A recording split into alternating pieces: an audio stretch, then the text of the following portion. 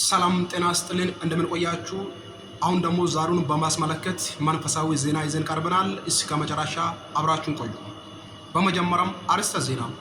ኢየሱስ ያድናል ይታደጋል የሚባል የኦንላይን ቤተክርስቲያን በመላ ዓለም ላይ ለሚገኙ ቅዱሳን ወንድሞቻችን የእንኳን አደረሳቸውን ጥሪውን አስተላለፉ። ብዙ ወራቶችንና ብዙ ቀናቶችንም እንዲሁ ብዙ መከራዎችንም አሳልፎ በምሕረቱና በቸርነቱ ብዛት ለዛሬ ዕለት ያበቃ የናዝሬቱ ኢየሱስ ይባረክም ሲሉ የበኩላቸውን ምስጋና ለጌታችን ለኢየሱስ ክርስቶስ አቀረቡ። የመኖራችን ምክንያት የመደሰታችን ዋስትና የሳቃችን ምንጭ የበዓላት ንጉሥ የዓለም ዳኛ ክብሩን ጠቅልሎ ይውሰድም ብለዋል ቤተ ክርስቲያኒቱ። ሺህ ቀናቶች አልፎ ሺህ ዓመታት አልፎ አንዱም ነግሶ ሌላኛውም ወርዶ እንደገናም በእጅ ተሹሞ እንደገናም በእጅ ሲሻር በእጅ የማይሻርና በእጅ የማይሾም ጽኑ ዓለታችን የሆነው ጌታም ኢየሱስ ክርስቶስ ስለዚህ ቀን ይባረክም ብለዋል። ትናንትና አሻግሮ ዛሬን ያደረሰ የነገም ተስፋችን መሆኑንም የእምነት አባቶቻችንና የክርስትና ባልደረቦቻችን የቤተ ክርስቲያን አገልግሎታችንም እምነታችን በዚህ በዓልን በተመለከተ እንዳይላላ ማጠናከርና ማጠናከር ይገባልም ብለዋል። ያለውና የነበረው እንደገናም የሚኖር ወደ ሰማይ ይሄዳ ዳግም የሚመጣ አልፋና ኦሜጋ ፊተኛና ኋለኛ የሆነው ስለ ወራቶችና ስለ ዓመታት እንዲሁም ስለ ቀናቶች የሕይወታችንን ሀደራ ይውሰድም እያሉ ለጌታችን ለኢየሱስ ክርስቶስ የጸሎት ጥሪውን አቀረቡ ቤተ ክርስቲያኒቱ። በዚህ በመስቀል በዓል ላይ አንዳንድ ክርስቲያን የሆኑና ክርስቲያን ያልሆኑ ወንድሞቻችን በዓሉን በማስመለከት ምክንያት በማድረግ ለአንድ ቀን ብቻ ምንም አይሆንም እያሉ በተለያየ በዓለማዊ ነገር ላይም እንዳይሸወዱ ቤተ ክርስቲያኒቱ ማስጠንቀቅ።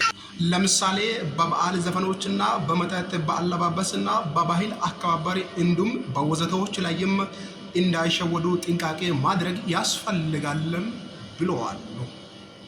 ምክንያቱም አንድ ቀን ሺህ ዓመት ሆኖ ላይቆይ ብዙዎችንም አስደስቶ እንዲሁም ብዙዎችንም የሚጎዳ እንዲሆነም እንዳይረሱም ብለዋል ቤተ ክርስቲያኒቱ።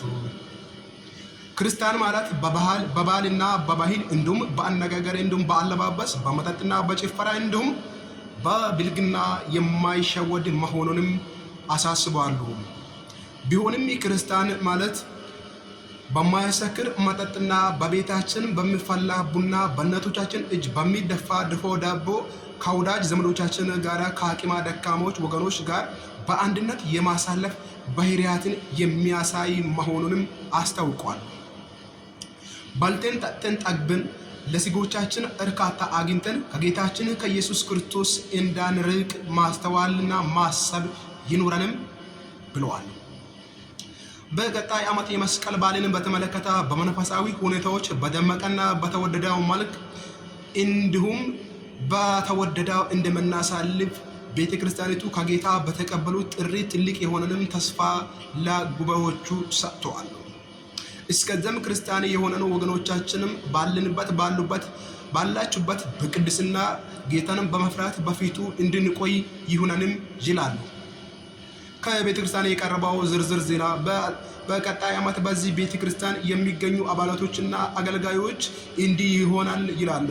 በመንፈስ ሙላት፣ በወንጌል ጥማት፣ በመዝሙር በረከት፣ በጸሎት ስኬት፣ በግጥም እድገት እንዲሁም በመሪነት ክብደት እንደሚያድጉና እንደሚሰፉ አንጠራጠርም ብለዋል። ቢሆንም ይህንን ለማድረግ ባለንበት በአገልግሎታችን ዘርፍ ላይ በመጸለይ በመጠናከር ተግተን መኖር ይገባል ብለዋል። የምናጠናክርበት የአገልግሎት ዘርፎቻችን ከዚህ በታች በዝርዝር በሆነበት ላይ ነው። በወንጌል ጥናት ቡድንና በጸሎት ቦታው እንዲሁም በመዝሙር ክፍሎችና በግጥም ቦታዎች እንዲሁም በምክር አካባቢዎች ላይም አገልግሎታችንን ማሳደግና ማጠናከር ይገባናል ብለዋል ቤተ ክርስቲያን። በዓሉ የሰላምና የጤና የአንድነት የፍቅር የበረከት የስኬት ዓመት ይሁነንም እያሉ የቤተ ክርስቲያናችን ዋና ሰብሳቢ የሆኑት ወይዘሪት ፀሐይ ገለጹ። ከዜናው ጋር የነበርኩኝ ወንድማችሁ ዮናስ ገሰነኝ። አብራችሁን ስለተከታተላችሁኝ አመሰግናለሁ። ቸር ቆዩ።